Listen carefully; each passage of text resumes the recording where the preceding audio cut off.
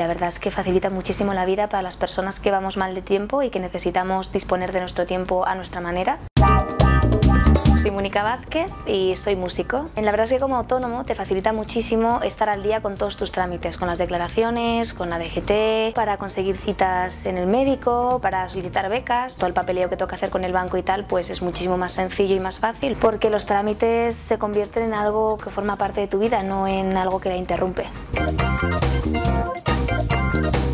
La diferencia primordial que le veo con el DNI anterior es que es mucho más seguro y es mucho más fácil de utilizar y le puedes sacar más jugo. Cualquier tipo de trámite que tengas que hacer, tanto profesional como personal, con un solo clic puedes actualizar tu información en múltiples portales. El lector, pues la verdad es que también fue bastante sencillo. En cualquier tienda de electrónica lo tienen y fui una tarde, me lo compré y lo instalé.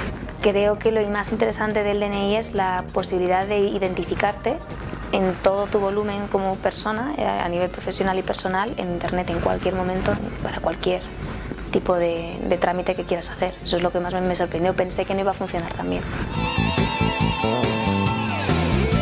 Las tres cosas que más me gustan del DNI electrónico es que es muy rápido, es muy cómodo porque la puedes hacer desde casa en cualquier momento y es muy seguro.